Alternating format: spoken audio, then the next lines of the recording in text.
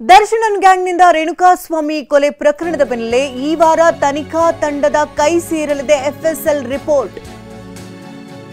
ರೇಣುಕಾಸ್ವಾಮಿ ಕೊಲೆ ಪ್ರಕರಣದ ಅಪ್ಡೇಟ್ ಇದು. ಈ ವಾರ ತನಿಖಾ ತಂಡದ ಕೈ ಸೇರಲಿದೆ ಎಫ್ಎಸ್ಎಲ್ ರಿಪೋರ್ಟ್. ನಂಬರ್ 1 ಪಟ್ಟಣಗೆರೆ ಶೆಡ್ನಲ್ಲಿ ಸಂಗ್ರಹಿಸಿದಂತ 2 ಮಾದರಿಗಳು.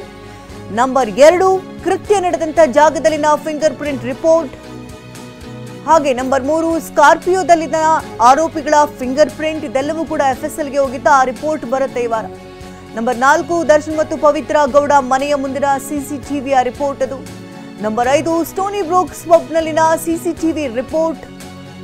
ನಂಬರ್ 6 ಕೊಲೆ ಆರೋಪಿಗಳ ಮೊಬೈಲ್ ರಿಟ್ರೀವ್ ರಿಪೋರ್ಟ್. ಈ ವಾರದಲ್ಲೇ ಈ ಎಲ್ಲಾ ರಿಪೋರ್ಟ್ಗಳು ಕೂಡ ಪೊಲೀಸರ ಕೈ ಸೇರಲಿದೆ. ಒಟ್ಟು 6 ರಿಪೋರ್ಟ್.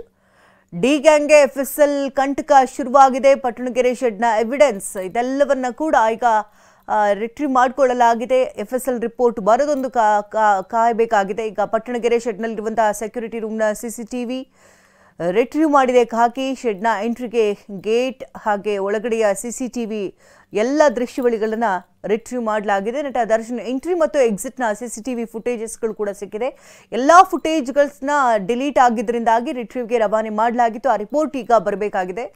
ಹಾಗೆ ಡಿ ಗ್ಯಾಂಗ್ಗೆ ಎಫ್ಎಸ್ಎಲ್ ರಿಪೋರ್ಟ್ ಕಂಟಕ ಈಗ ಫಿಂಗರ್ ಪ್ರಿಂಟ್ ರಿಪೋರ್ಟ್ ಕೂಡ ಈಗ ವಾಪಸ್ ಬರ್ತಾ ಇದೆ. ಇನ್ನೇನು ಈ ವಾರದಲ್ಲಿ ರೇಣುಕಾಸ್ವಾಮಿ ಕೊಲೆ ನಡೆದಂತಹ ಸ್ಥಳದಲ್ಲಿನ ಫಿಂಗರ್ ಪ್ರಿಂಟ್ ವರದಿ ಕೂಡ ಇನ್ನೇನು ಬರಲಿದೆ. ಈ ವಾರದಲ್ಲಿ ಬರುವಂತಹ ಸಾಧ್ಯತೆಗಳಿದೆ.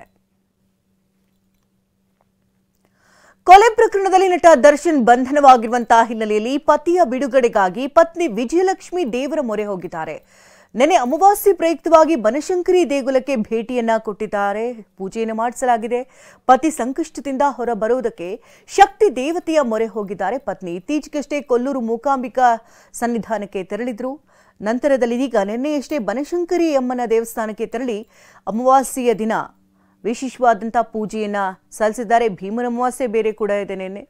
ಹಾಗಾಗಿ ಅಲ್ಲಿಂದ ಮೊನ್ನೆಯಷ್ಟೇ ಕೊಲ್ಲೂರಿನಲ್ಲಿ ವಿಶೇಷವಾದಂಥ ಪೂಜೆಯನ್ನು ಸಲ್ಲಿಸಿದ್ರು. ಬಳಿಕ ಇದೀಗ ಬನಶಂಕರಿ ಅಮ್ಮನ ದೇಗುಲಕ್ಕೆ ತೆರಳಿ ಪೂಜೆಯನ್ನು ಸಲ್ಲಿಸಿದ್ದಾರೆ.